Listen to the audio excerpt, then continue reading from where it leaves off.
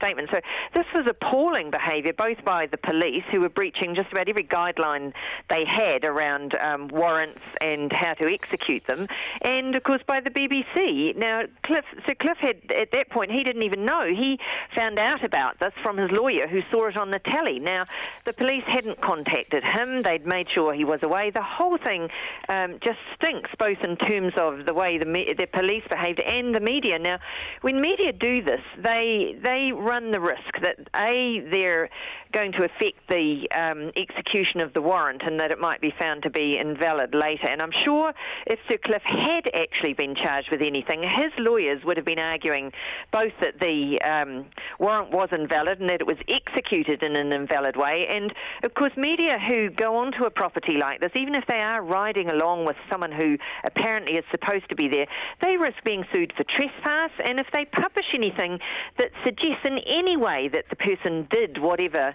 the police are investigating, or even that they were guilty of it when there really weren't grounds for suspicion, then they've got to worry about a defamation claim later. So this really failed in all these ways. And, of course, at the time, Sir Geoffrey Robertson, an eminent QC who is very expert in civil liberties in the UK, he said Sir Cliff is going to have to wait 2 years until this is resolved, until he even hears what happens. And that indeed has been the case. So he's had this hanging over him for 2 years. And if you look online, there are stories and stories and stories still connecting him to allegations of paedophilia. So that's the result of this. And again, I believe any apology should be fulsome and is definitely owed. And indeed, there may be some sort of valid claim following this. All right, and thank you. That's Professor Ursula Cheer. And Linda, with you on too, first, I mean, both of you, but a couple of points before we go. There is the point Cliff Richard makes, Linda, that the police have cited insufficient evidence, which he says implies there may have been something in these accusations, but we can't make them stick. Is there any reason, do you think, police can't come out and say a version of, we found the accusations unconvincing? They will never say that, and that just never happens anywhere. I mean, I think I agree with Ursula, and I think it's one of those interesting cases, and we have seen them in New Zealand from time to time. And the case that it reminded me of, although it's on a completely different level, but the David Tamahere case all of those years ago was very controversial. One of the reasons for that was because the police tipped off journalists, and we all went and stood for the arrest of Tamahere on another charge, and then that was filmed, and we all knew that he was being lined up for the Swedish murders case, and then that footage was put to air, and then of course out of that they got a witness who said, I just saw this guy on the TV and he's the same as the guy I saw in the bush. Now that's what the police have in some unscrupulous cases used this kind of footage for. So I mean, it didn't surprise me. When the police offered the BBC the opportunity to ride shotgun on this raid, I mean, they were hardly going to say, oh, but I don't know, it might be having trouble with the warrant. I mean, they just weren't going to do that.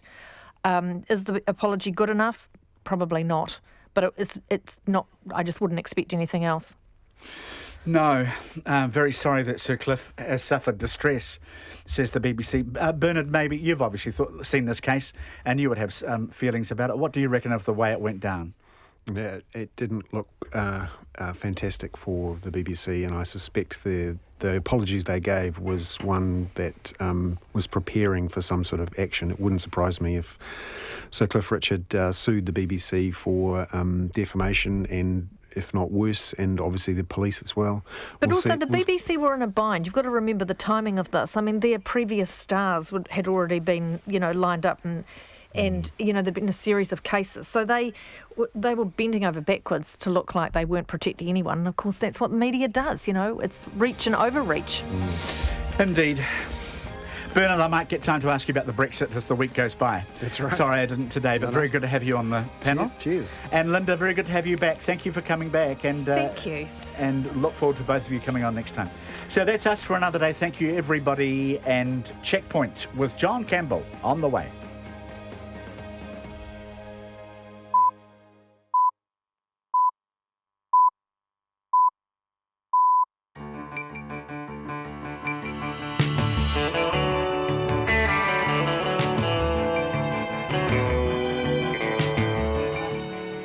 Kia ora everyone, welcome to Checkpoint on RNZ National. I'm John Campbell on behalf of the Checkpoint team. Thank you for joining us. Tonight, Auckland man Kamal Reddy charged with the cold case murder of his ex-girlfriend and her 3-year-old daughter, sentenced to life imprisonment, minimum non-parole period of 21 years. Crucial to the case against him, a confession he didn't realise he was giving to police. Compass and the economics of their food in our hospitals. The promised cost savings were pretty impressive figures. Are they being achieved? Plus, why haven't former Middlemore Hospital kitchen workers been paid their full redundancy settlements yet? With New Zealand troops to stay in Iraq, we cross to the Reuters correspondent based in Baghdad and ask him about life over there. Auckland road charges welcomed and wanted sooner rather than later by some. EQC issues in Wanganui and protecting Fiordland from marine pests with some good old-fashioned bottom cleaning. But before all of that, here is Sharon Brett-Kelly with RNZ News. Kia ora, good evening. It's been revealed that an Auckland man who killed his ex-partner and her 3-year-old daughter 10 years ago would have got away with murder if it hadn't been for a 6-month-long undercover operation. Kamal Reddy was today sentenced to life in prison with a minimum non-parole period of 21 years. The Crown prosecutor, Natalie Walker, said Reddy was extremely callous when he murdered Pakiza Yusuf and her 3-year-old daughter, known as Jojo, and then covered up the crime. If there is ever an example of the value of undercover policing, this case is it. The crime scenario undercover technique used in this case led police officers directly to the remains of a mother and her daughter after a 7.5-year disappearance. Reddy was befriended by an undercover police officer who introduced him to what he believed was a crime syndicate. He carried out crimes he believed were real and eventually met with the syndicate's boss, another undercover officer. Reddy eventually confessed to the murders and led police to the burial site under a motorway overbridge on Auckland's North Shore. The government wants to change the way it pays private schools, moving from a capped pool of money to paying per student. It comes in a review of funding for schools and early childhood services. Here's our political reporter, May Heron. Now an annual pool of $41 million is divided among all private schools, and the Ministry of Education says the new proposal would give schools more certainty around funding. However, the union representing public school teachers argues no money should be given to prop up what it says are private businesses that call themselves schools. The Post-Primary Teachers Association says the government should support state schools first. The ACT Party says private schools should be given more money as they save the taxpayers' money by reducing the number of children that attend public schools.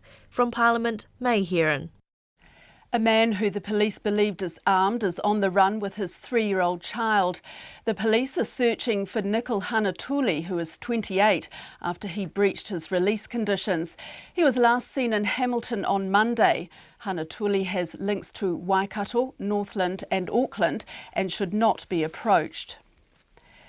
A major infrastructure group is calling for road charges in Auckland to be brought in urgently to tackle the city's chronic congestion.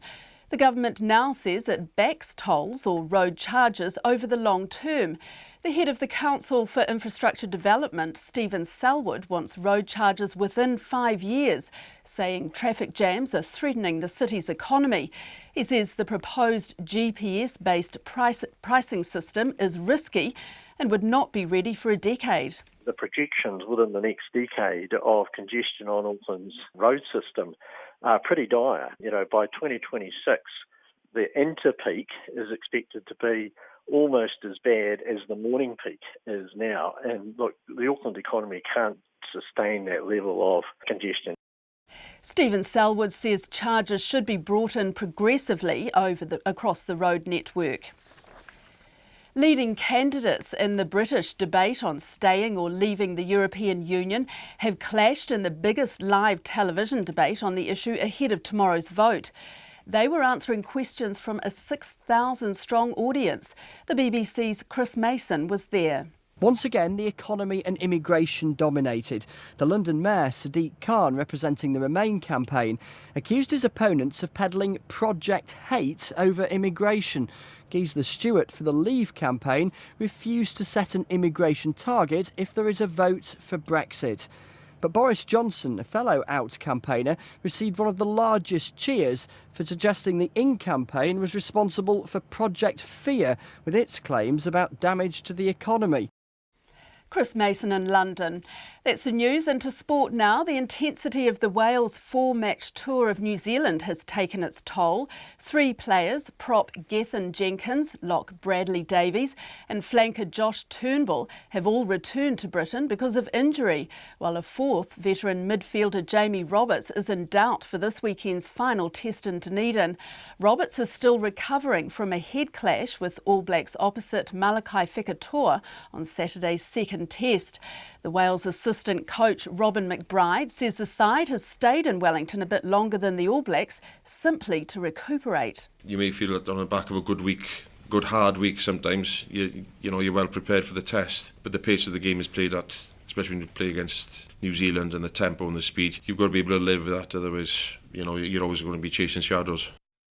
Wales have now lost 28 consecutive matches against the All Blacks, with their last win coming in 1953.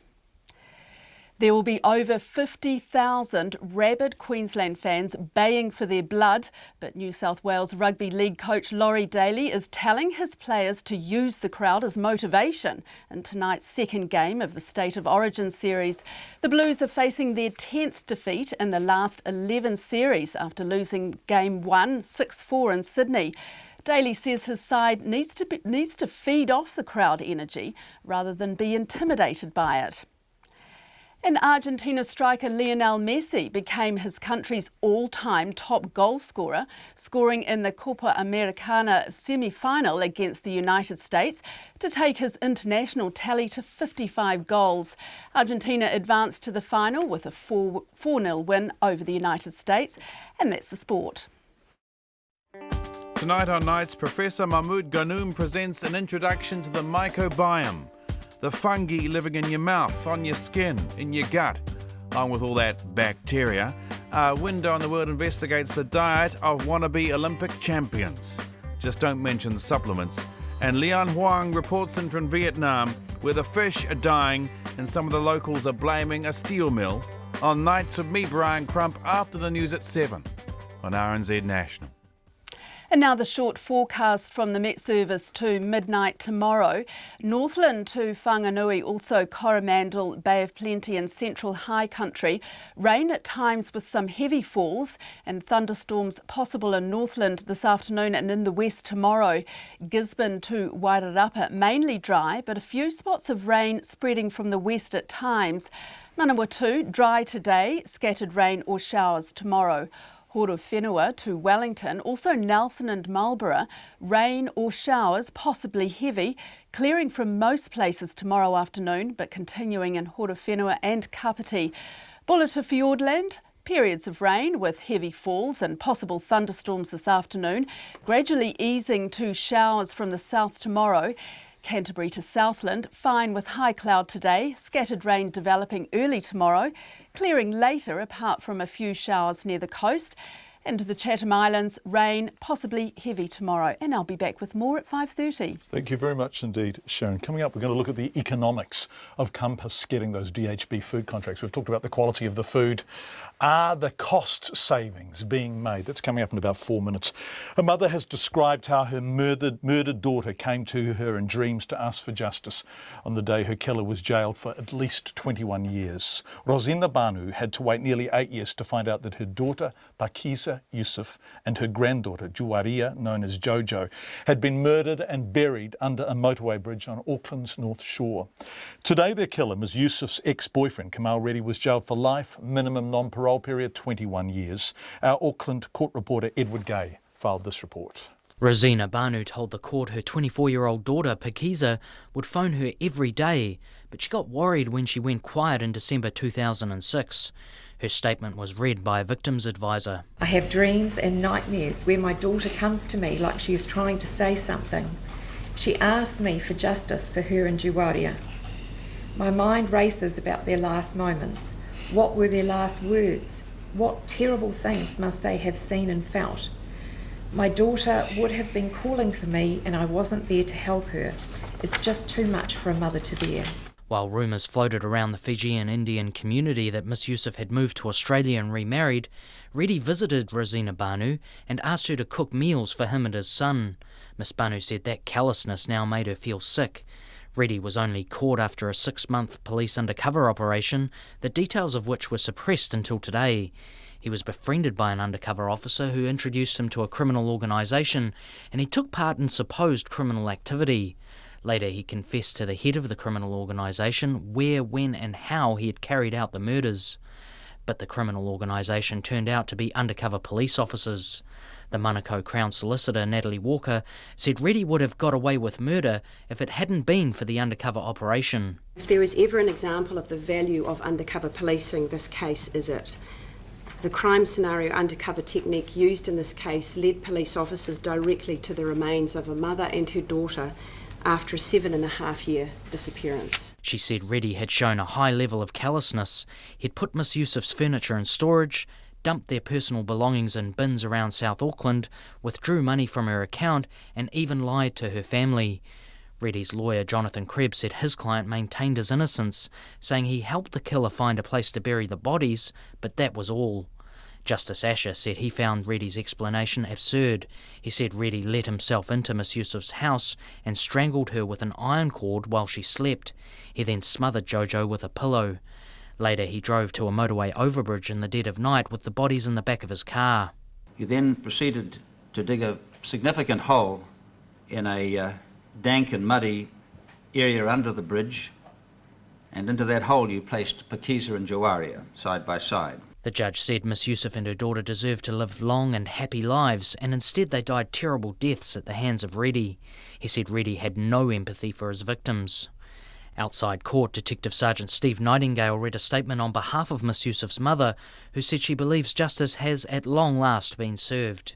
I was thinking my daughters were living a better life in Australia, but in reality they had a brutal death and ended up being dumped under a bridge.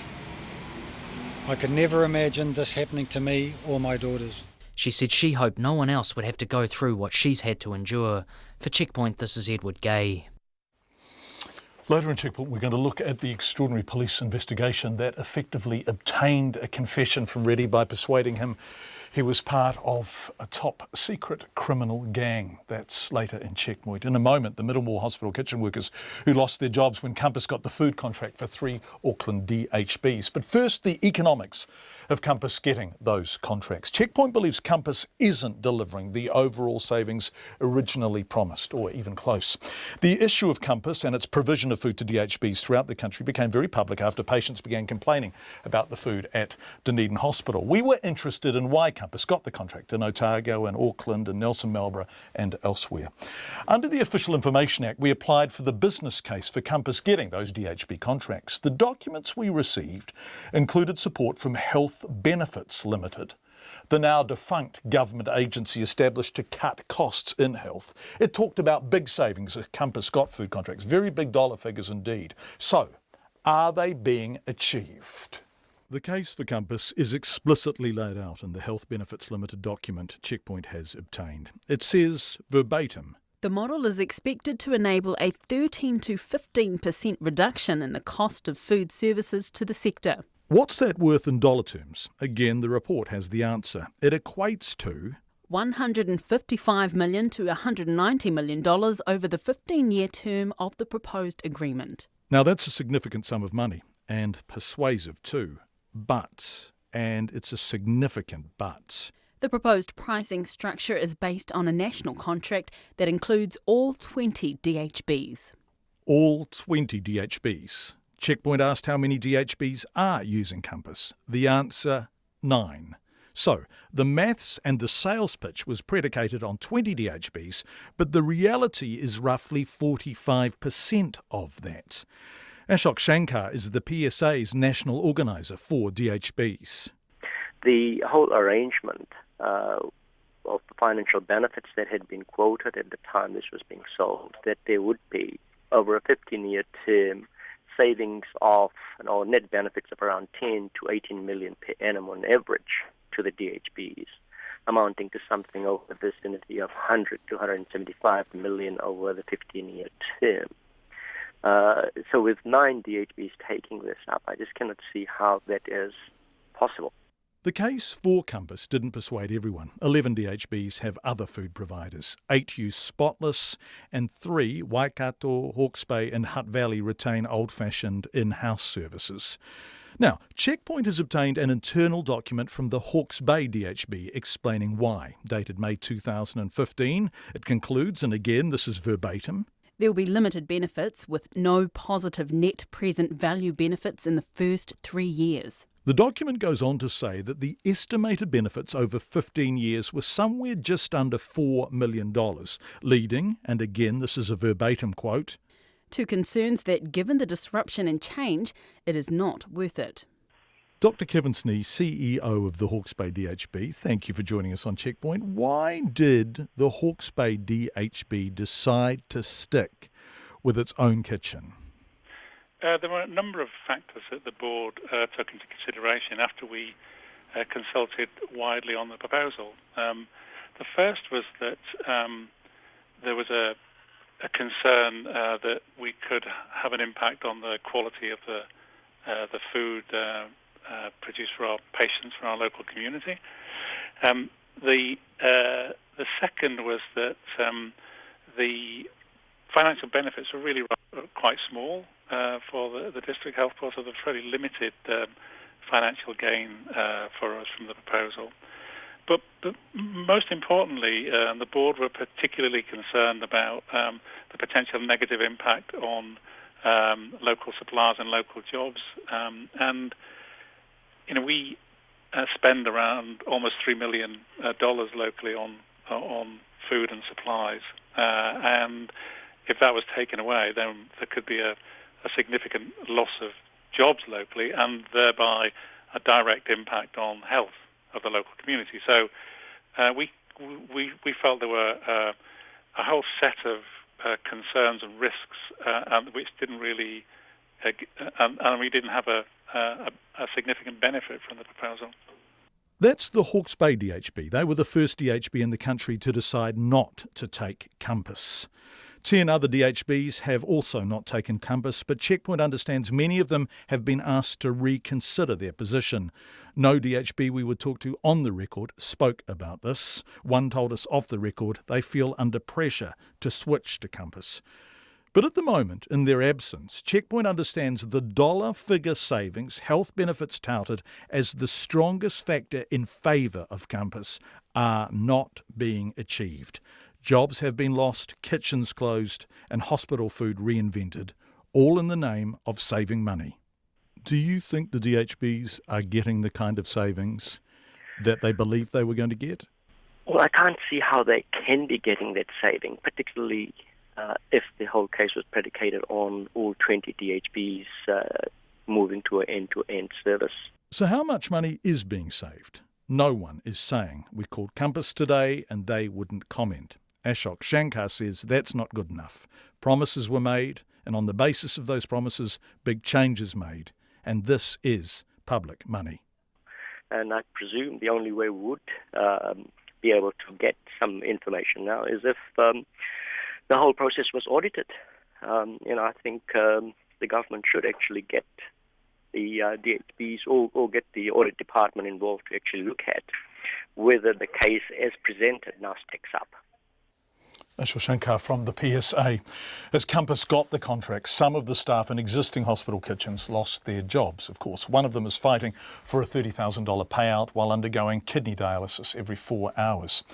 On Monday, Checkpoint brought you the story of 10 women who'd worked at Auckland's Middlemore Hospital, who all took redundancy from Compass based on the knowledge their settlement would include a gratuity payment for very long service. A year on, they're still waiting for those gratuity payments, worth about $30,000 each. The Labour Party calls their treatment disgusting and wants Compass to pay up. One of the women, Noora Manu, is struggling to make ends meet. She spoke to our reporter Alex Ashton. Noora Manu's kidneys are failing. Every day she's hooked up to a dialysis machine in her Otara home. She can't go far because every 4 hours during the day she has to return for more dialysis. Until 10:30 at night, and then I go to sleep. And then I wake up in the morning and do the same thing. Nora Manu worked for Middlemore Hospital for 37 years. Last July she took redundancy, on the grounds her contract entitled her to both a redundancy payout and a $32,000 gratuity payment to say thank you for her decades of service. But a year on, she's still waiting for that payment. How do you make ends meet? How do you pay the bills?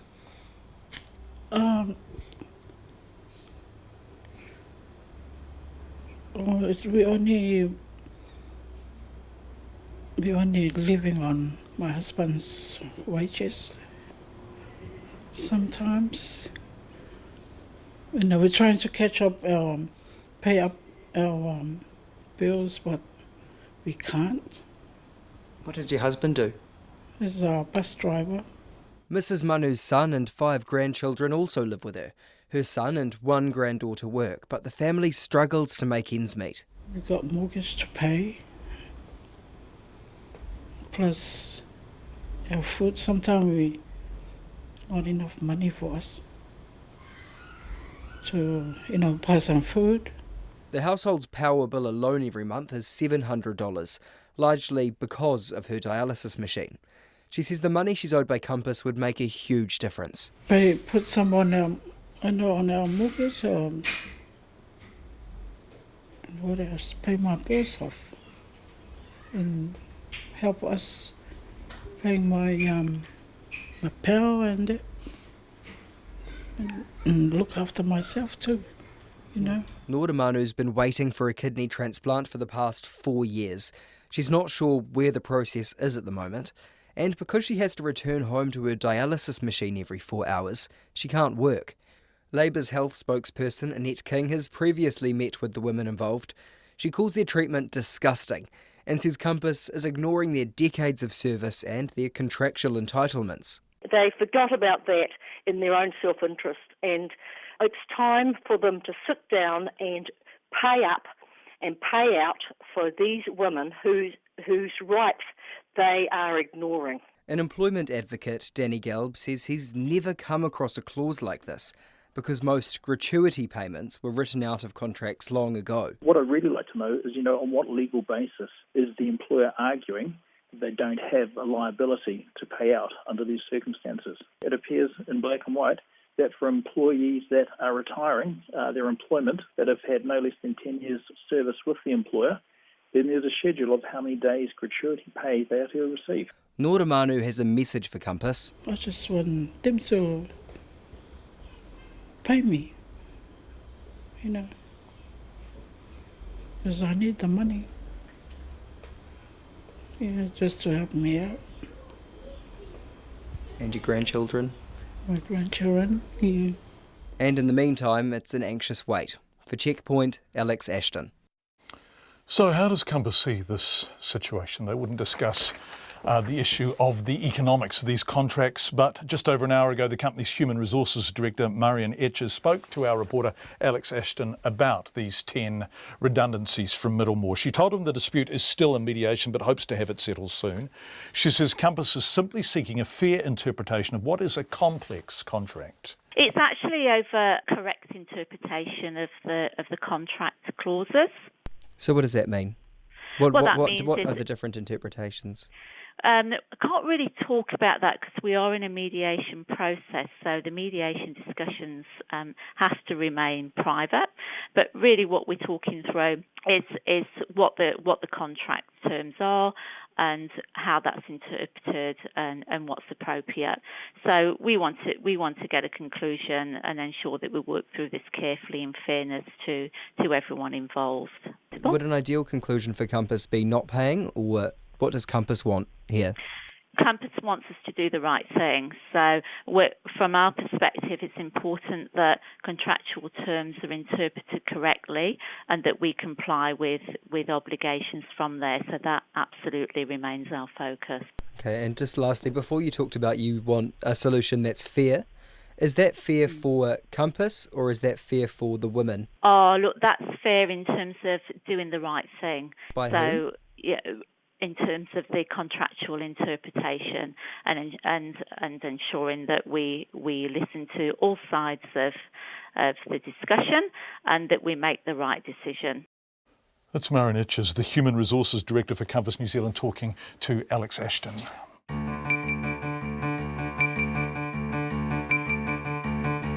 You're listening to Checkpoint on RNZ National. Thank you for being with us. We'd love your feedback. Text 2101, email checkpoint@radioNZ.co.nz, and don't forget, of course, our Facebook and Twitter pages. Feedback already coming in on Compass. This email from John Devine, it's quite long, and I'd love to read it all. I'll get back to it. But the first point that John makes is a similar one to the point the Hawke's Bay DHB made in its decision to stick with its own in-house kitchen rather than going to Compass. John says, if your savings only come from centralising the jobs in Auckland, you've removed jobs from the provinces, raised the social welfare costs in the provinces, as well as continuing to increase the problems of overpopulating Auckland, adding to the house price issues, and so on. Don't even start on the cost of tax not paid by Compass through their international corporate structuring. Thank you, John, for that feedback, and we'll try and get back to the rest of your email later. Coming up, an American online store selling products depicting historic Māori is under fire again, this time from the family of an 11-year-old girl whose image they seem to have appropriated and put on a shower curtain. Let's turn to Brexit now, with the time at 5:26. In a rare address in front of his Downing Street office, the British Prime Minister David Cameron has made a personal appeal to Britons his age and older to vote to stay in the EU, saying their decision in the voting booth in 2 days will impact the lives of many future generations. Brits don't quit. We get involved, we take a lead, we make a difference, we get things done. If we left, our neighbours would go on meeting and making decisions that profoundly affect us, affect our country, affect our jobs, but we wouldn't be there. They would be making decisions about us, but without us. With just 2 days to go, polls indicate public opinion is sharply divided. The outcome seems too close to call. If we vote out, that's it. It is irreversible. We will leave Europe for good. For the next 2 days, up and down the country, in homes, in pubs, in the staff room at work, on the train on the way home, the conversations will continue, in or out. But on Thursday, those conversations will stop. It will just be you in that polling booth, just you taking a decision that will affect your future, your children's future, your grandchildren's future. British Prime Minister David Cameron speaking outside number 10 Downing Street. Meanwhile, Brendan Cox, the husband of slain West Yorkshire MP Jo Cox, has spoken for the first time since her death a week ago, saying she was killed because of her political views. Mr Cox said he was so grateful for the outpouring of public support and the more than £1 million raised for charities supported by his wife. She had very strong political views, and I believe she was killed because of those views. I think she died because of them, and she would want to stand up for those in death as much as she did in life. I think she was very worried that the language was coarsening, that people were being driven to take more extreme positions, that people didn't work with each other as individuals and on issues. It was all much too tribal and unthinking. And she was particularly worried, we talked about this regularly, we were particularly worried about the direction of, not just in the UK, but globally, the direction of politics at the moment. The public reaction has been off the scale, and the two things that I've been very focused on is how do we support and protect the children, and how do we make sure that something good comes out of this. And what the public support and outpouring of love around this does is it also helps the children see that what they're feeling other people are feeling, that the grief that they feel isn't abnormal, that they feel it more acutely and more painfully and more personally, but that actually their mother was someone who was loved by lots of people, and that therefore it's okay to be upset and it's okay for them to cry and to be sad about it. That's Brendan Cox, the husband of slain West Yorkshire Labour MP Joe Cox. Tomorrow night on Checkpoint, on the eve of this referendum, we will really preview what Brits are going to decide. An American online store selling products depicting historic Māori is under fire again, this time for the family of an 11-year-old Māori girl who say no permission was granted for her photo to be used. Māori Party co-leader Marama Fox has officially written to the website and the photographer demanding an apology. This comes as another photo appears on the website called Tree Monkey, showing a small Māori child sitting up a tree. The description says the little monkey was photographed up a tree while driving through a low-income area of Auckland. The image can be purchased as a print or on another product such as shower curtain, cushion or iPhone cover. Our Māori Issues correspondent, Mihi Narangi Forbes, with more on this story. The father of a young girl who posed for a photograph wearing a piu-piu across her shoulder and a moko on her chin says he's wild. Her image has been stolen and is being sold around the world. Simon is the father of the young child and we're choosing not to provide his surname. It's disgusting. You know, you see a picture on the net and you don't sort of associate it with being on duvets and cushions and mugs and all that sort of stuff, but as it comes to light, it seems like that's what's going to happen. 2 years ago, the child sat for a photo at a festival with a company called Soldier Road Portraits. The Māori business, whose point of difference is native-inspired vintage portraits, often use accessories such as guns, patu and Māori moko. Simon says they didn't notice anyone taking photos, but given the photo is off-centre, it appears someone has taken a shot from the side. The fact that it's a beautiful picture, it's kind of, I'm sort of up in the air. I don't really know how I feel at the moment. It sort of sunk in a little bit this morning and sort of pissed off that someone's, you know, trying to make financial gain over it. I mean, it could be worse. It could have been something sick like a photo at the beach or something stupid like that. But just annoyed that someone's trying to, you know, some rogue like this is just trying to make a bit of money out of stealing a shot. Tāneko Nordstrom, who owns Soldier Road Portraits, says one of the ideas behind her business was to empower Māori to own their own images after centuries of image theft. She says she hasn't slept all night. We have an obligation to protect our Māori as Māori. And I felt like we hadn't protected her and protected their daughter. And, you know, I felt really bad, actually. Horrible. I felt horrible. She says they don't allow people to take photos when they're filming unless the family is happy. With this child, she says, no one asked. If he took an image of that young girl and he never asked her for permission, he is stealing it. He didn't even have a name. The name for the portrait he's selling is called Māori Girl. Now, if that's not stealing of identity, I don't know what is. For many years, images of Māori chiefs have been used to sell tea towels, mats and recently shower curtains. The child, who is of Te Rarawa and Ngāti Hine, comes from iwi who have had their images used for centuries. Now, 100 years on, her grandfather Johnny is feeling upset all over again. I'm not happy about it, but I don't know what we can do. I'm open to suggestions, but I don't like it. But there's making money from it. That's what gets me. The Māori Party co-leader Marama Fox says she's writing to the website and the artist to demand an apology.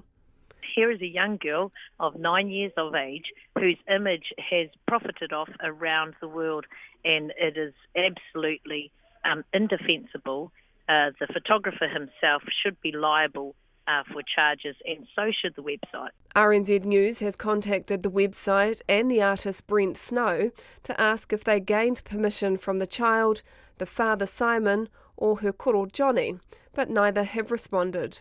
For Checkpoint, Mihi Narangi Forbes.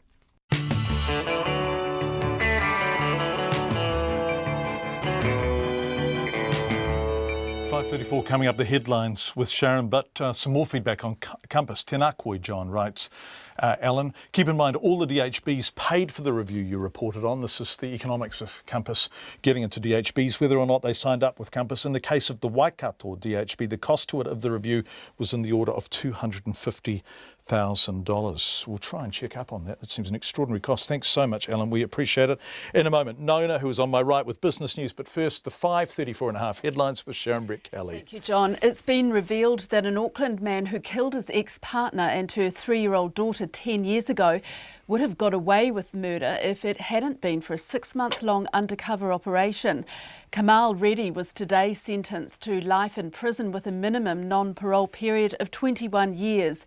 The Crown prosecutor, Natalie Walker, said Reddy was extremely callous when he murdered Pakiza Yusuf and her 3-year-old daughter, known as Jojo, and then covered up the crime.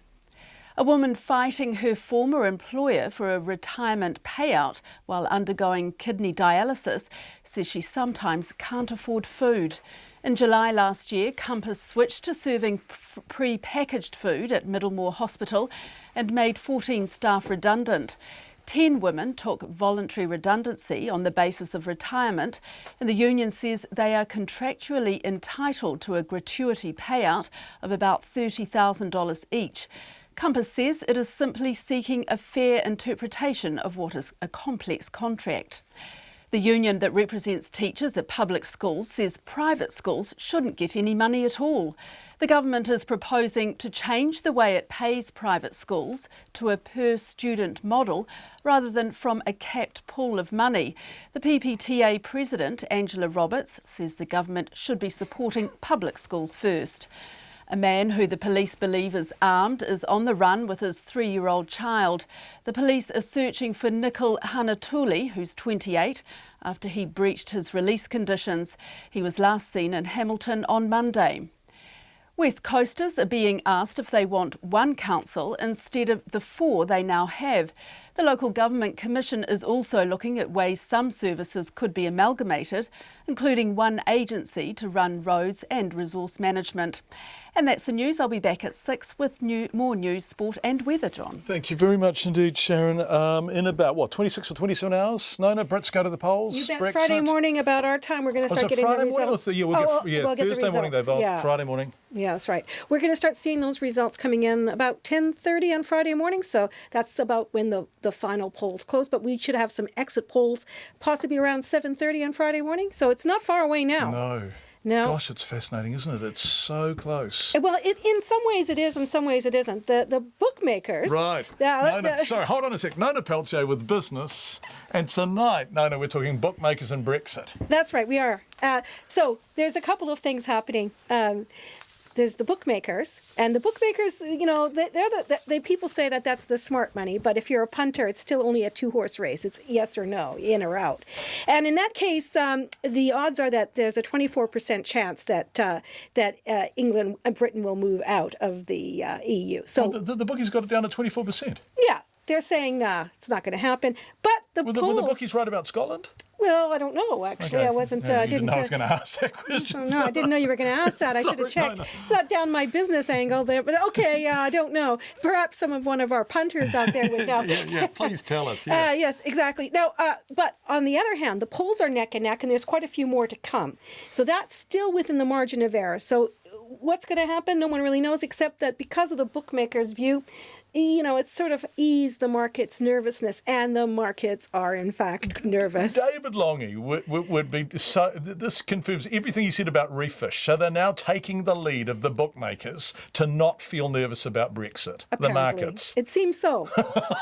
Brilliant. Seems so. Meanwhile, our market... and there's other things, of course, as well, that's making the market a bit nervous. And that's partly, a lot of things have to do with what the U.S. Federal Reserve decides. So central bankers right now are taking no positions. They're not punters. They're very cautious. And one of the biggest cautious players around is Janet Yellen, who's been talking about interest rate hikes for a long time. But, the punters, again, the markets are saying, hey, that's not going to happen. Not July, not September, maybe not this year. Even by the standard of central banks, that woman plays a straight bet, doesn't she? Doesn't she? Yeah. And so, yeah, I mean, very cautious, but optimistic. Yeah. I don't know, cautiously optimistic. Right. Gosh, it's fascinating, this business. It really is. But, the New Zealand market, believe it or not, sort of underperformed the others today. And that's partly because we're getting towards the end of our financial year for many companies. June 30 is a big day. And so a lot of companies are doing things, moving money around and so on. So our local market ended down 0.8% to 6,782. And on the currency front, well, we're not very much changed from yesterday, edged up ever so slightly. And that's because we've got a very strong economy underpinned by tourism growth and visitor numbers. And we saw that rise again today. We had the numbers for May, and they were quite strong once again. And there seems to be unstoppable. In fact, the whole migration piece, economists are saying that unless the Australian economy really rebounds and people start to, pack their bags for Australia, we're going to see this continue for some time. Wow. So on that note, so our dollar ended at 71.4 US cents, 95.7 Australian, and against the pound, 48.7. Nona Peltier, our brilliant Auckland business reporter. Thank you, Nona. 20 to 6 on Checkpoint. Scaremongering by anti-immunisation groups is being blamed for a drop in the rate of Pākehā girls receiving the HPV vaccine. In Whanganui, the proportion of Pākehā girls being vaccinated dropped from 68 to 58% in the past year. Here is our reporter, Brent Edwards. The HPV vaccine provides protection against a variety of cancers, including cervical cancer, as well as genital warts and warts on the windpipe. The immunisation coordinator at Whanganui District Health Board, Karen Page, says there's been a drop-off in Pākehā girls being vaccinated after anti-immunisation groups sent material to schools warning against the vaccine. We're seeing a 10% drop since last year. So last year our consent rate was 68% for Year 8 girls, for Europeans. For New Zealand Europeans, now it's 58%. Karen Page says anti-immunisation groups are scaremongering about the vaccine and girls are suffering as a result. I've worked as a public health nurse in schools and seen dreadful cases of, genital warts, and because the parents have declined the vaccine in Year 8. It's not, your heart sinks for them. You feel sorry for these kids. Karen Page says while fewer Pākehā girls are being vaccinated, the rates for Māori girls in Whanganui have increased. The research director for the Immunisation Advisory Centre, Helen Patousas-Harris, says anecdotally immunisation rates across the country are falling. She says the campaign against the HPV vaccine has made some parents fearful, and she has this advice for schools which receive material raising doubts about the vaccine. If schools do receive this sort of information, absolutely they should not disseminate it. It's anti-science, it's misinformation, it's scaremongering. Helen Patousas-Harris says misinformation about the vaccine is inflated by the use of social media. People can receive forwarded emails or Facebook messages giving them medical advice.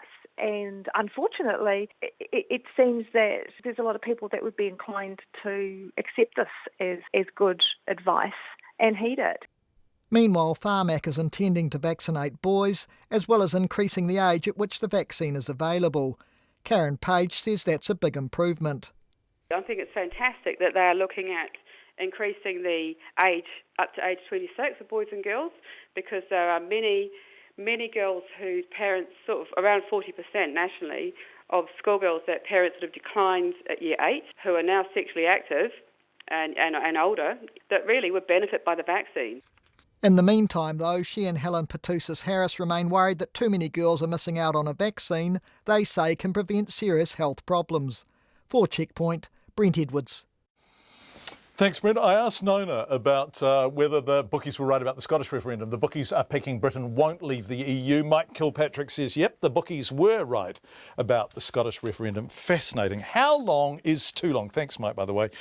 And how little is too little when you're dealing with EQC? That's a question that's been repeatedly asked in Christchurch over the past 5 years, and now it's being asked in Whanganui. A year ago yesterday, the North Island city was hit by extensive flooding. Actually, it was a year ago on Monday. More than 100 properties were evacuated, many more damaged, and while it's still being assessed, the total cost of the damage was tens of millions of dollars. Above the city, parts of some hills collapsed, rendering homes uninhabitable. But while the risk of further collapse is so great that people can't actually live in their homes, and they've been red-stickered, as in Christchurch, the actual damage the structures suffered wasn't always that great. In short, people have lost their homes, have nowhere to live and can't sell their properties, but they're getting insurance payouts that are small percentages of the value of their actual loss. Mike Goodyear is one such resident. He's now taking EQC to court. A year ago on Monday, he and his wife came home to minor flooding, but no serious damage. And then we started to move a few things in the garage because that's the area that was on the move. And whilst we were in the garage, we just heard this horrible thump. And we poked our heads outside and there'd been a huge landslip at the side of the house.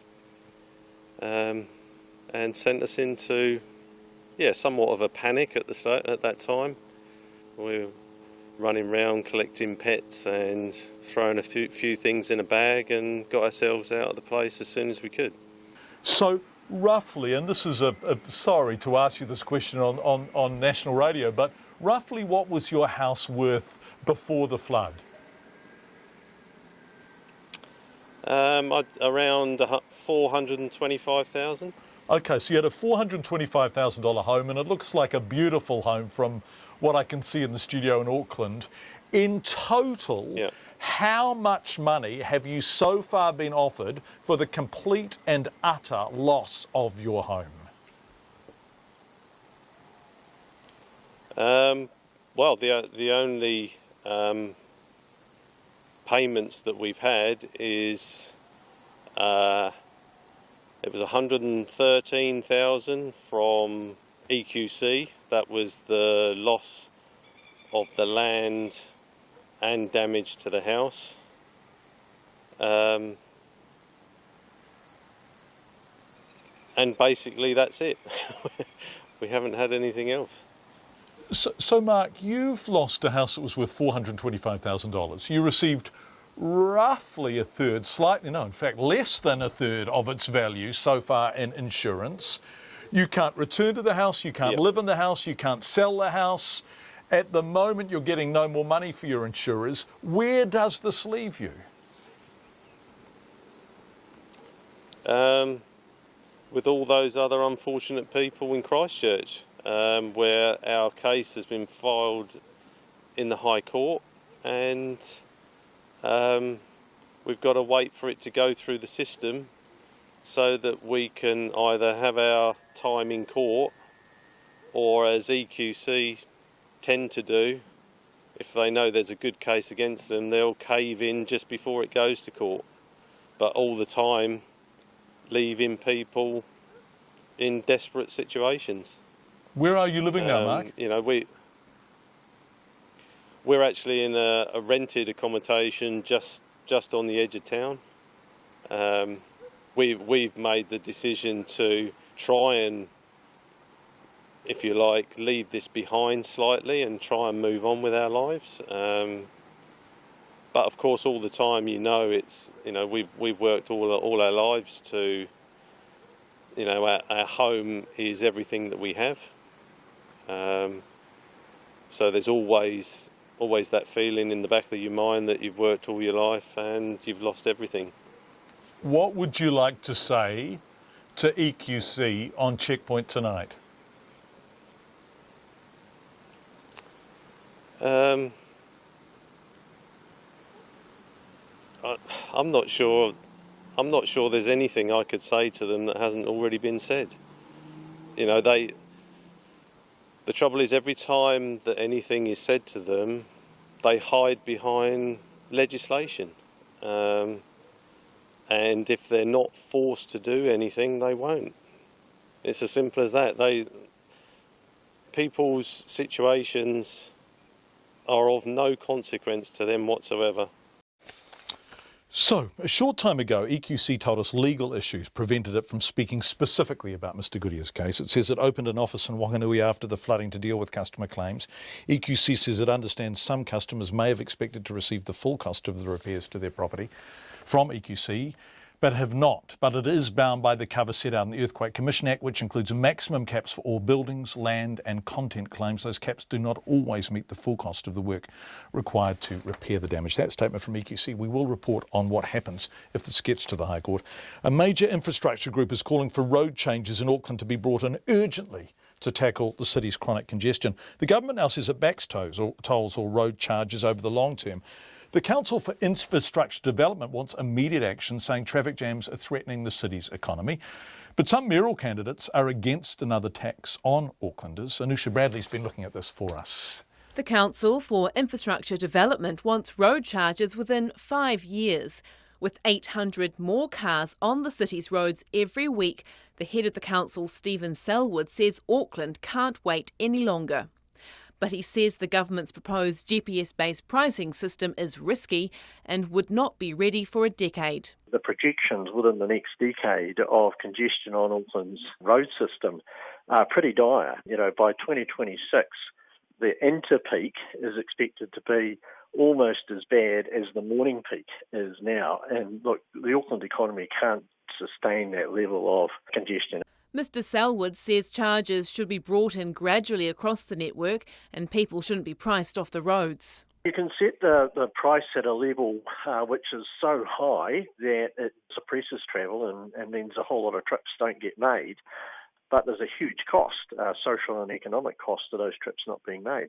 Mr Selwood says peak time commuters could pay $3 on the motorway, reducing to $1 or free off-peak. The head of the Road Transport Forum, Ken Shirley, says it could be up to $5 for 10 kilometres.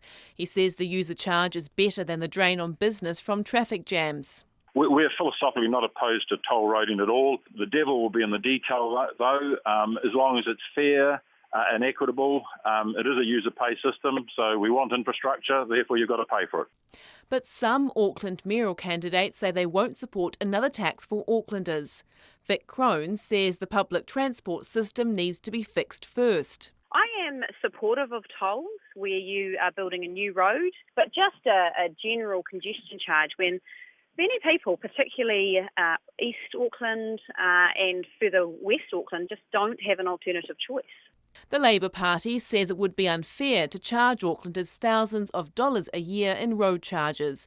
But the former Labour leader and Auckland Mayor hopeful Phil Goff says it's a good way to tackle the congestion, which is costing the city $3 billion a year. I think it's far fairer actually to put a charge on that both influences behaviour and raises revenue without requiring rates to rise. Phil Goff says a regional tax could be brought in first until the GPS technology is ready in about 5 years to be used in a variable road pricing system across the network. For Checkpoint, Anusha Bradley.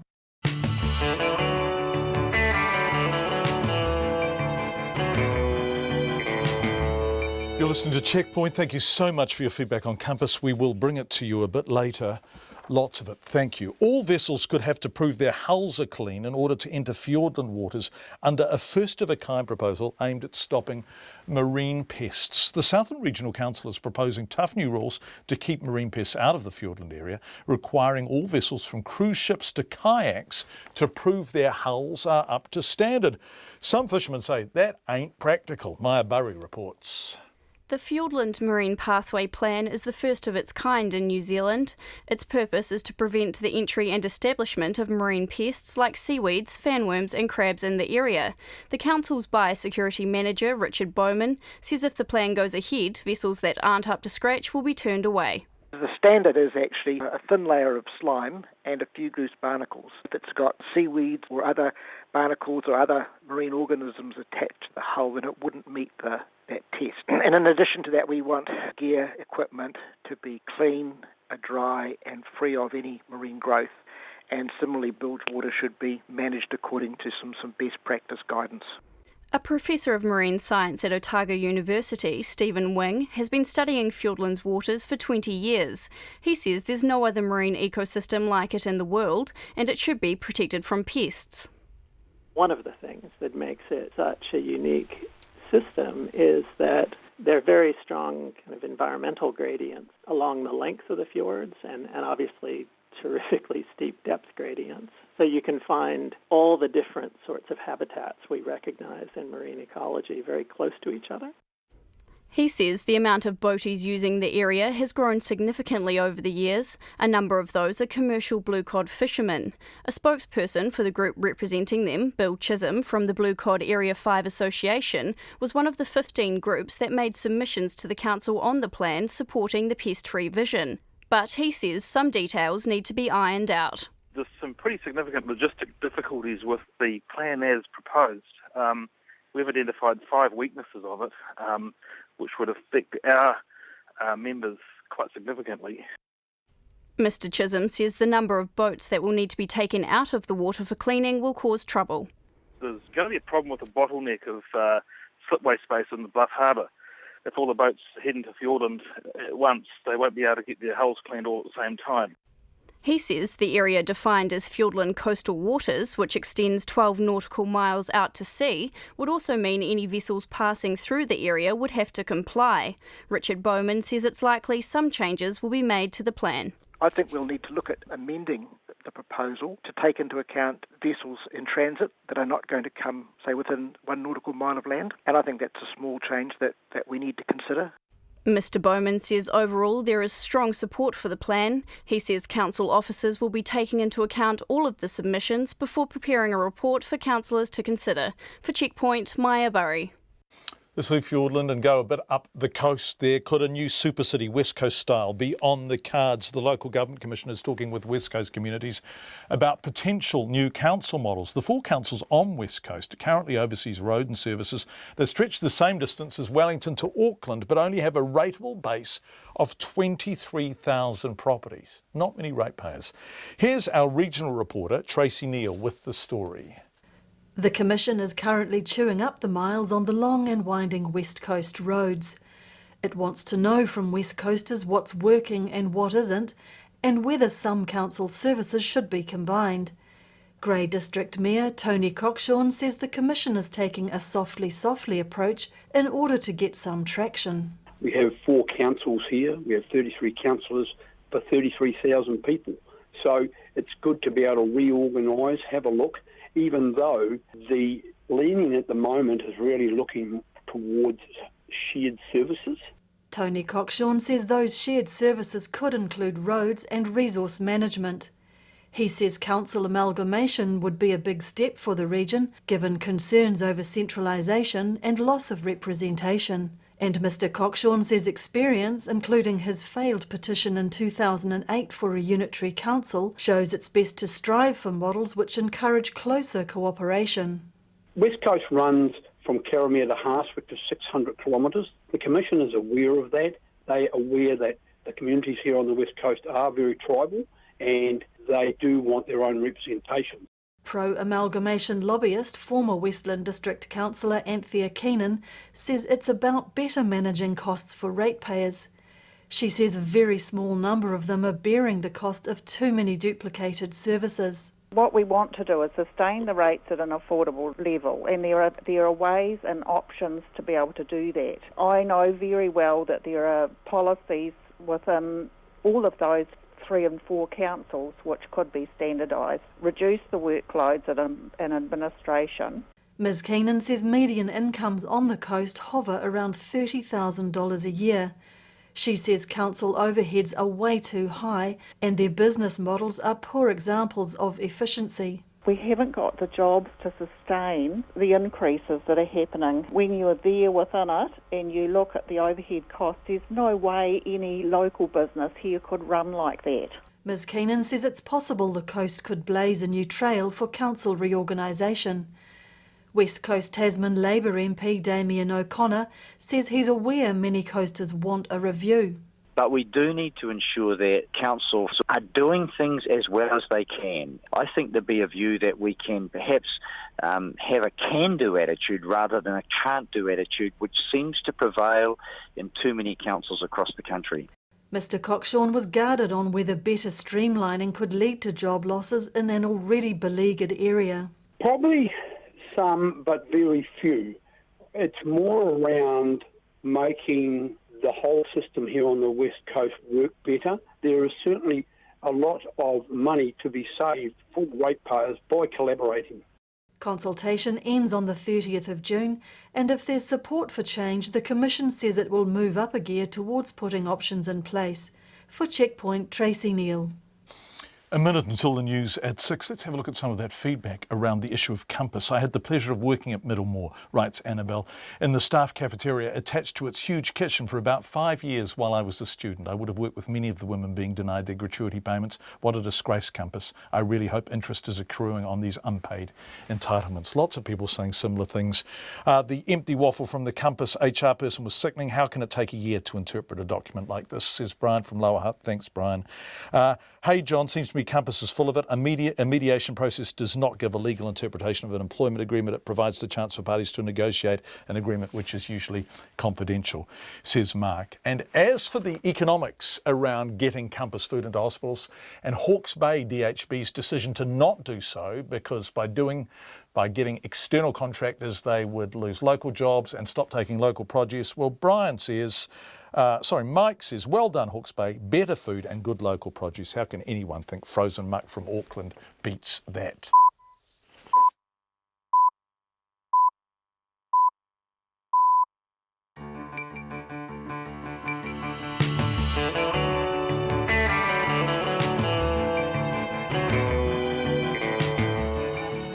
You're with Checkpoint on RNZ National. Lovely to have you with us. Thank you for being here. It's 6 o'clock. Coming up in the next 30 minutes, the corporate transparency campaigner ensnared by a dodgy company, the casual worker who won the right to get annual leave. Really interesting issues around casual work. And should private schools be funded per student? All of that and more coming up. Thank you for your feedback, by the way. We really appreciate it. With the time at 6 o'clock. Here's Sharon Brett-Kelly with RNZ News. Thanks, John. A campaigner for corporate transparency has been linked to a New Zealand registered company implicated in international corruption scandals. Bruce Shepherd says Santa Teresa Services has since been wound up, but he wants changes to New Zealand rules to help avoid a repeat. Our economics correspondent Patrick O'Mara reports. Bruce Shepherd is a director of trustee.net.nz, which set up Santa Teresa Services. That company was involved in a huge Brazilian bribery scandal, known as Operation Car Wash, and a controversial bid to redevelop an African port. Mr. Shepherd says he rigorously checked the company's Brazilian owner, but he was misled. Santa Teresa Services was wound up in 2015.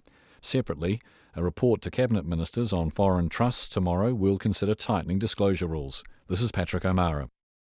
Police confirmed they're assessing all information released by the International Consortium of Investigative Journalists in relation to New Zealand to decide if any criminal charges are warranted. A High Court judge says an Auckland man who murdered his ex-partner and her 3-year-old daughter 10 years ago had committed the perfect crime, but was undone by an undercover police operation.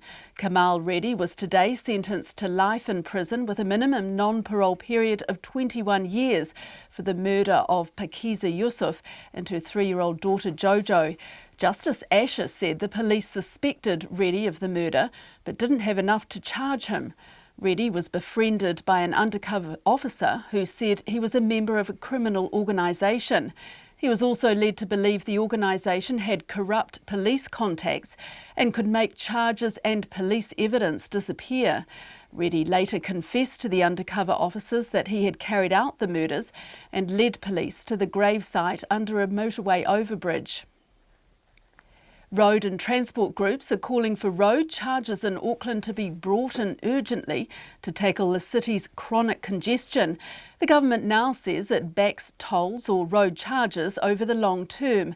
Anusha Bradley reports. The Council for Infrastructure Development wants road charges within 5 years, saying traffic jams are threatening the city's economy. The Council's Stephen Selwood says the proposed GPS-based pricing system is risky and would not be ready for a decade. He warns, however, that people should not be priced off the roads. The Road Transport Forum backs user charges but wants to ensure they are fair. 2 Auckland mayoral candidates are divided. Vic Crone says the public transport system needs to be fixed first, but Phil Goff says charges would be a good way of dealing with the weekly increase of 800 cars on Auckland's roads. This is Anusha Bradley. A woman fighting her former employer for a retirement payout while undergoing kidney dialysis says she sometimes can't afford food. In July last year, Compass switched to serving pre-packaged food at Middlemore Hospital and made 14 staff redundant. 10 women took voluntary redundancy on the basis of retirement, and the union says they are contractually entitled to a gratuity payout of about $30,000. One of the women, Nora Manu, undergoes dialysis at her home every 4 hours. She says she's falling further behind in her bills every month. We've got mortgage to pay, plus not enough money for us to, buy some food. Plus we I'm using a lot of power because I'm on dialysis. Nora Manu says she's desperate for the payout. Hillary Clinton says a Trump presidency would be disastrous for the global economy and bring the United States back into recession. Speaking in Columbus, Ohio, the former Secretary of State said Democrats, Republicans and economic analysts all agree Donald Trump would bring about a fiscal crisis. Mrs. Clinton also says Donald Trump hasn't been doing his part to boost the US economy. She says many of his company's products are made overseas. Trump ties are made in China, Trump suits in Mexico, Trump furniture in Turkey, Trump picture frames in India, Trump barware in Slovenia. And I could go on, but you get the idea. Hillary Clinton. To sport now, and there will be over 50,000 rabid Queensland fans baying for their blood. But New South Wales Rugby League coach Laurie Daly is telling his players to use it as motivation in tonight's second game of the State of Origin series in Brisbane. The Blues are facing their 10th defeat in the last 11 series after losing Game 1 6-4 in Sydney. We've just got to feed off the energy and use it to our advantage. Nothing else you can do. I mean, they can't jump over the fence and help tackle our players. Laurie Daly, the match kicks off at 10:15. The intensity of the Wales 4-match tour of New Zealand has taken its toll.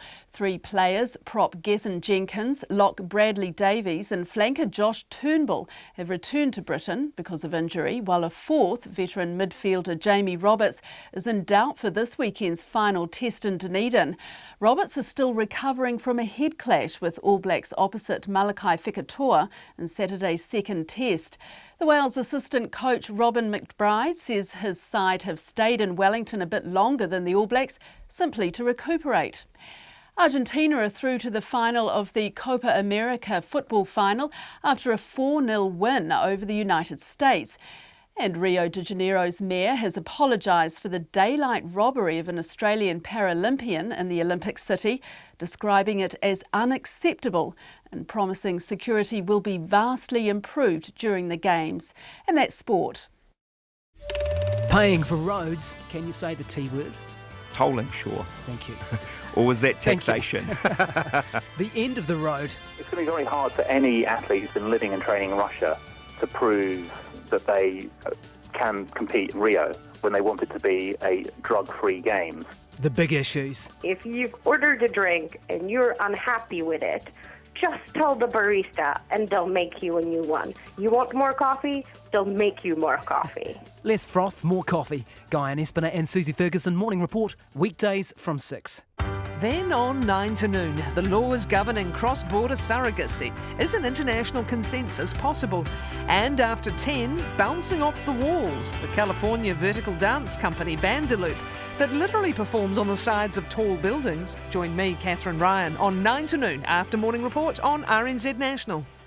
And now the short forecast from the Met Service to midnight tomorrow. Northland to Whanganui, also Coromandel, Bay of Plenty and Central High Country. Rain at times with some heavy falls and thunderstorms possible in the west tomorrow. Gisborne to Wairarapa mainly dry, but a few spots of rain spreading from the west at times. Manawatu dry today, scattered rain or showers tomorrow. Horowhenua to Wellington, also Nelson and Marlborough, rain or showers, possibly heavy. Clearing from most places tomorrow afternoon, but continuing in Horowhenua and Kapiti. Buller to Fiordland, periods of rain with heavy falls and possible thunderstorms, gradually easing to showers from the south tomorrow. Canterbury to Southland, fine with high cloud today, scattered rain developing early tomorrow, clearing later apart from a few showers near the coast. In the Chatham Islands, rain, possibly heavy tomorrow. And John, that's the weather. Excellent, Shane Kelly. Shane Kelly today has done a story, saved a bit of audio that I somehow managed to lose in the computer upstairs. I'm a technological genius. I can't say it, but I am a genius. And then stepped in as an emergency newsreader. Excellent. What an excellent colleague. Thanks, Sharon. Lovely to have you back with us. Right, a New Zealand registered company implicated in 2 international corruption scandals has caught out a well-known campaigner for corporate transparency, Bruce Shepherd. Mr Shepherd is a director of trustee.net.nz, which set up Santa Teresa Services. That company was involved in a huge Brazilian bribery scandal known as Operation Car Wash and a controversial bid to develop an African port. Here's our economics correspondent, Patrick O'Mara. Bruce Shepherd says he rigorously checked Santa Teresa Services' Brazilian owner, but he was misled. You have someone who looks respectable at the front end of the bus, who's making the right noises about doing proper and decent business, that then suddenly goes quiet. How long do you chase them for before you give up? And if you give up, what does give up mean? If you give up and simply walk away, that achieves nothing. I'm actually, with hindsight, and now I have the information around what our team did, pretty proud that they soldiered on to get to the information. And when they did get it, had the temerity to look at it, even though they weren't instructed to do so, and formed a view on those transactions and dealt with them appropriately, especially since we weren't appointed to any role at that time. Santa Teresa Services was wound up last year.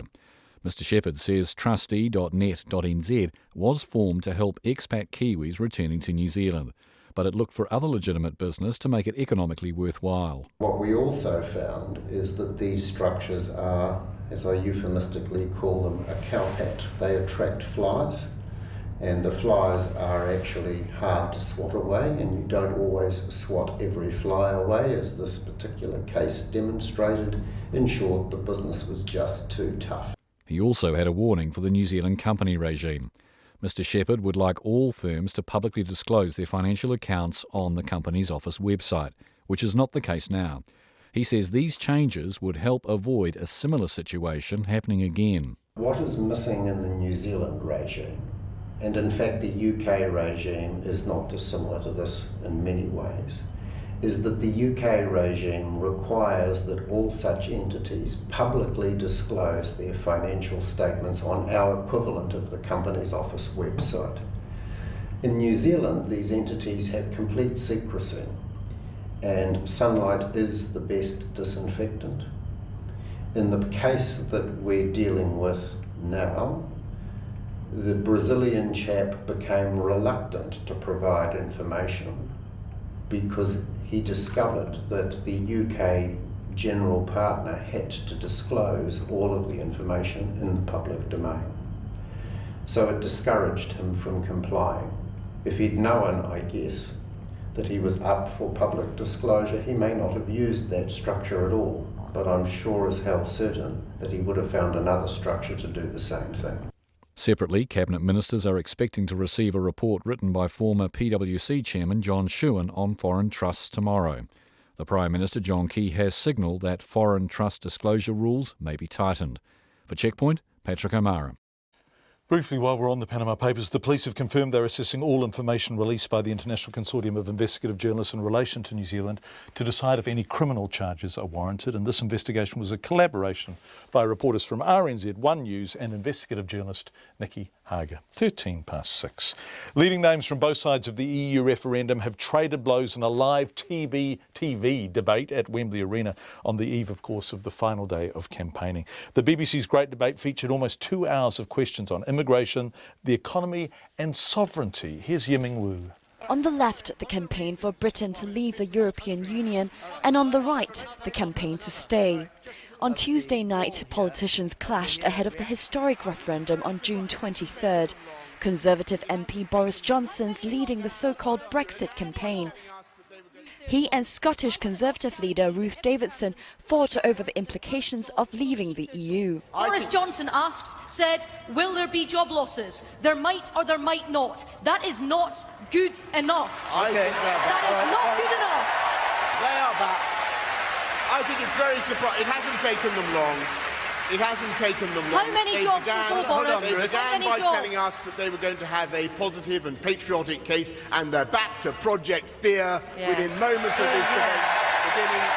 There they go again. British workers there they go is again. positive. They have nothing positive to say. And Johnson also came under fire from London Mayor Sadiq Khan for telling lies about immigration. The Leave campaign says the government's powerless to control the number of people coming to Britain because of EU rules. And Boris, you're telling lies and you're scaring people because you have used taxpayers' money to put out an election leaflet that says Turkey's set to join, and there's a map, and this map shows in red Turkey, but the only countries named in this map are Syria and Iraq. That's scaremongering, Boris, and you should be ashamed. A record 46.5 million people are set to vote. Polls say public opinion's so divided that the outcome of the referendum's too close to call. We'll be looking at the referendum tomorrow night and, of course, the results on Friday. For 8 years, Kamal Reddy thought he'd got away with murder. But an undercover police operation that can now be reported for the first time broke the cold case wide open. It ended with Reddy making a full confession to undercover officers before leading them to the muddy grave beneath the motorway bridge where he'd buried the bodies.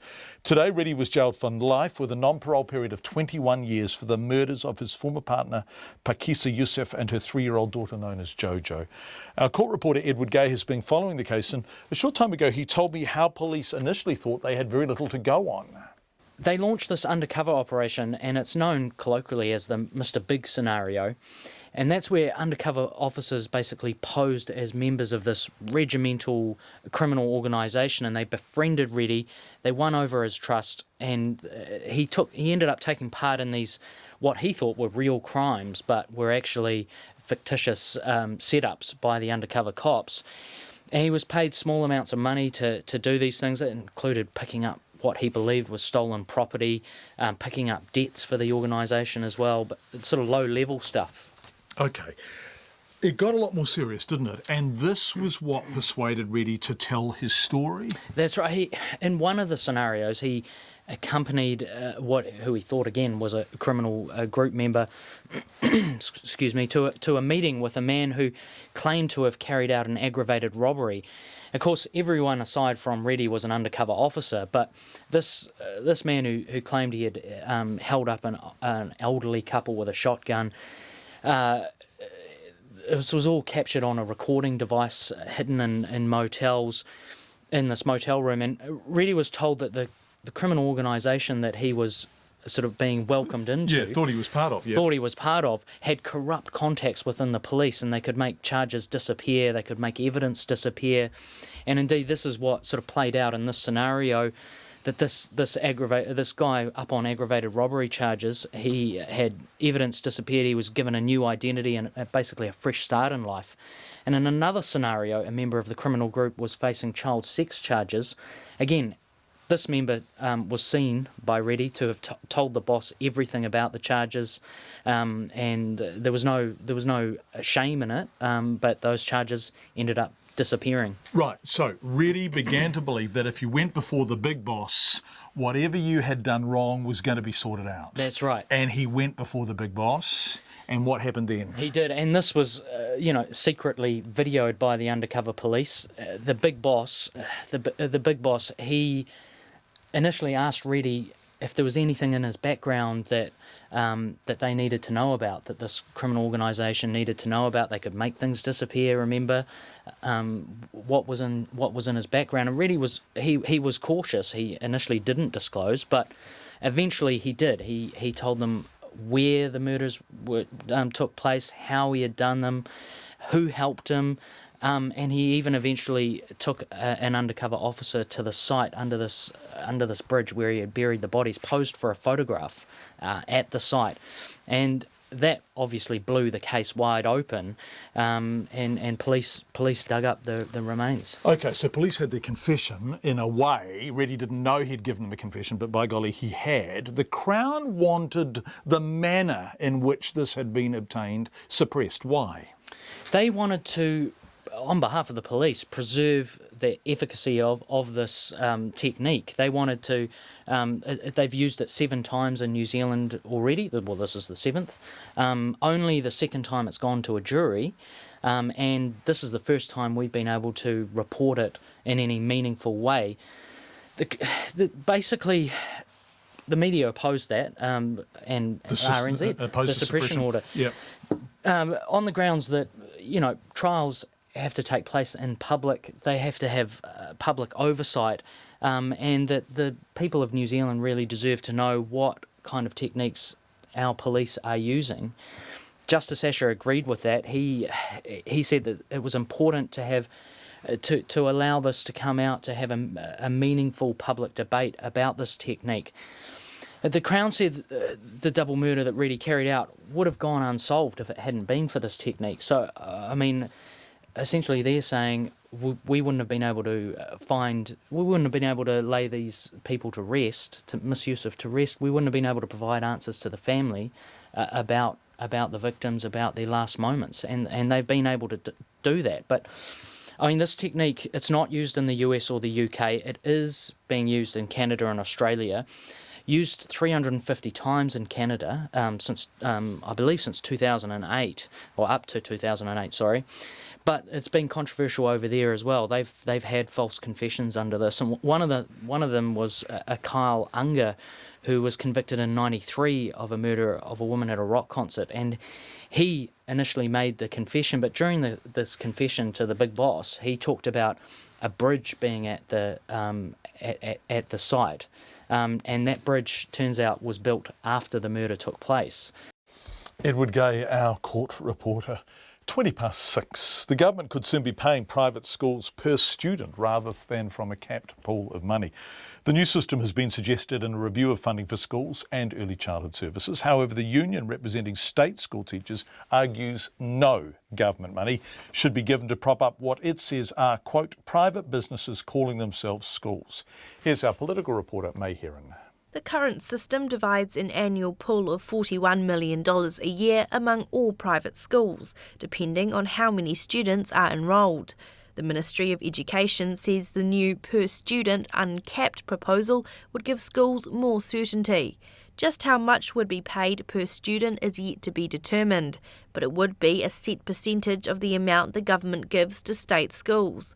The Post-Primary Teachers Association, the union which represents teachers at public schools, says private schools shouldn't get any money at all. Its president, Angela Roberts, says the government should support state schools first. Well, the money's got to come from somewhere, and that's always the concern that we have, is to prop up a private business, effectively, being a private school. That's not the job of the state system. The state system should be supporting our students in our public education system.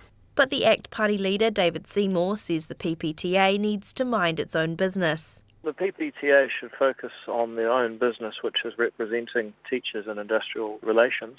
If people want to pay taxes and choose to send their kids to independent schools, that is none of the PPTA's business. He says private schools should be given more money as they play an important role. If an independent school shuts down and all of those students go back into the state system, that's a massive cost to the taxpayer. Funding independent schools actually saves the taxpayer a fortune and gives students a wider range of choices for their education. In a statement, the Minister of Education, Hikia Parata, says the education funding review is for all Kiwi kids and no decisions have yet been made. Labour's Grant Robertson says private schools should not get any more money, especially when the government announced a funding freeze for public schools in last month's budget. Private schools have the potential under this funding model to get a much larger share of the pie. Up to now, the amount of money private schools has got has not been dictated on a per-student basis. I think there is a risk here that private schools will go out and seek students. And as we've been saying, state schools are underfunded and private schools, have other backing other than the state. The Independent Schools of New Zealand, which represents private schools, is refusing to comment on the review. From Parliament for Checkpoint, May Heron. 6:23. The Tainui dialect is being taught at tertiary level for the first time. It's now a language course at the Waikato Institute of Technology, who are collaborating with Waikato Tainui on the 12-month training scheme. It's part of a 25-year strategy to increase fluency in the dialect. Aaron Smale from Te Manu Korihi has more. The chairman of the Waikato Tainui board, Rahui Papa, says the iwi is fortunate to have a significant number of fluent Māori speakers, and they will be heavily involved in the teaching of the course. According to the latest statistics, 31% of Waikato Tainui have some type of fluency. So that's almost a third. For us, that means about 23,000 people. Te reo and our tikanga make us who we are. Mr Papa says the Waikato Tainui dialect has particular expressions and terms that are unique to the iwi, and there can even be slight variations across the Waikato region. The teaching will be carried out on marae throughout Waikato and will focus on Māori students at 13 secondary schools in the region. He says it also includes Tainui history and customs. So it's not going to be like a classroom instructional program. There will be some of that. There will be some tests and things like that to get through, but the vast majority of it will be played out on the marae. The director of Māori at Wintec, Hera White, says the institute already has a strong relationship with Tainui, and the teaching of the iwi's dialect is a logical extension of that. She says the program will be a collaboration, with Tainui leading the way on the content of the course, while Wintec will provide the academic support. What's different is that it will be held in the various marae. The tutors have been selected by the iwi, and also the course itself is provided by the iwi. I think that is quite unique. Anyone can run a course, but we do have to meet academic rigour as well too.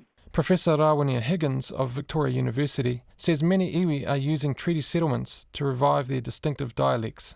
She says it is part of a growing confidence among iwi as they assert their particular identity. I think in terms of language planning acquisition, we have focused on just the language, but I think some people want to diversify into having a specific focus on dialect. When tribes are focusing on their development in terms of their social and cultural revitalisation, that dialect comes to the fore. Professor Higgins says different iwi have varying levels of fluency in their own dialects. Because we are teaching across the board, we don't necessarily teach dialect specifically, but we raise awareness around where there is dialectal difference in the resources or the literature that we're analysing at any one time. Professor Higgins says an iwi strategy, such as Tainui's, gives native speakers a chance to pass on their knowledge in a way that isn't always possible in a university lecture. For Checkpoint, Te Manu Korohi reporter Aaron Smale. 6:26 on Checkpoint. South Island ski fields are praying to the weather gods for snow due to unseasonably mild conditions. I read that so badly. It's unseasonably mild. There isn't any snow. They're praying to the weather gods to get some. I apologise to people who love the English language. Porter's ski area has delayed plans to open for the season today, and Canterbury's other main field, Mount Hutt, is closed for a second day running due to strong winds. Wanaka's Treble Cone is also delaying its opening on Thursday because of a lack of snow. And Queenstown's Coronet Peak is closed until at least Friday. Basically, they're just saying snow. Conan Young reports. NZ Ski owns Mount Hutt, the Remarkables and Coronet Peak. Its chief executive, Paul Anderson, says the warm weather is affecting everyone. We're, stitching the trails together at the moment with grooming. Unfortunately, it's even too warm to get the snowmaking on, but we do think there might be some colder temperatures coming on Thursday night and then back in the weekend that we might be able to fire up the snow guns. Paul Anderson says the snow drought is forcing it to shift the events it's got planned as part of Queenstown's Winter Festival, which starts on Friday. We're moving all the events that were scheduled for Coronet Peak over to Remarkables, just because we think the conditions are going to be better there and it makes for a much better experience for the competitors and guests. The Remarkables and Cardrona are both open, but are mostly relying on softer snow made by snowmakers. Snowmaking hasn't been enough for Wanaka's Treble Cone, however, which has had to postpone its opening date for tomorrow to a date that is yet to be confirmed. Reflecting how much pressure is on ski fields to open now that they've staffed up in anticipation of the start of the season, Treble Cone's manager declined to be interviewed, saying she didn't want to generate bad publicity for her business. Canterbury's Porter's ski area has 60 staff waiting to get to work, but had to call off its planned opening today due to a lack of snow. Its marketing manager, Anton Wilkie, says he's still hopeful of a good season on the back of a major expansion of the field. Last year, the owners spent $7 million on an upgrade to Porters, and that was fantastic because we've got a new quad chairlift. Over the last few years, we have upgraded the cafe and also extended our snowmaking facilities. So that means that even if the winter ends up being a little bit warmer, we're sure to have good snow for particularly the learners in the intermediate areas. The Met Service duty forecaster, Kieran Doolan, says the lack of snow is due to a large front sitting over the country. Basically, it's brought a band of quite warm subtropical air over the country, and in addition to that, especially over the Southern Alps, we've got a strong nor'west sort of flow, which typically is not particularly conducive to either significant snowfall or maintaining a good base. Kieran Doolan says there's no end in sight to the bad times for ski fields in the immediate future, apart from a low pressure system this weekend that may bring a small amount of snow to South Island fields. For Checkpoint, Conan Young. It's almost the end of Checkpoint tonight. I'm just having a final look at the feedback we've received on Compass. The Compass deal was imposed on DHBs by the Minister of Health. It's a contract for 15 years. Astonishing in such a rapidly changing world, but the only way the business case could be made credible. This deal effectively cut out many small businesses from benefiting from the economy created by the DHB, many of which are the biggest employers in their region. I think that's what we heard from the Hawke's Bay DHB, actually. The deal does much more damage to the health of our populations than all the efforts by those DHBs to improve them.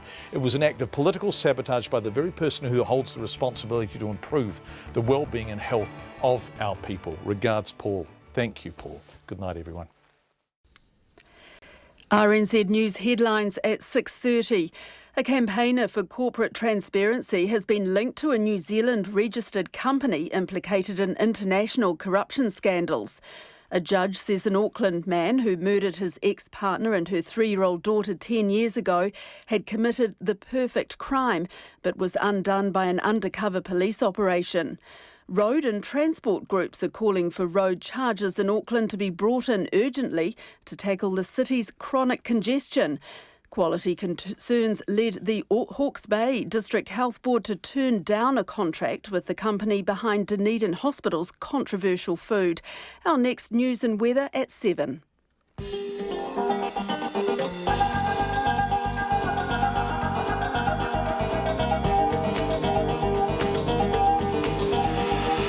Welcome to World Watch.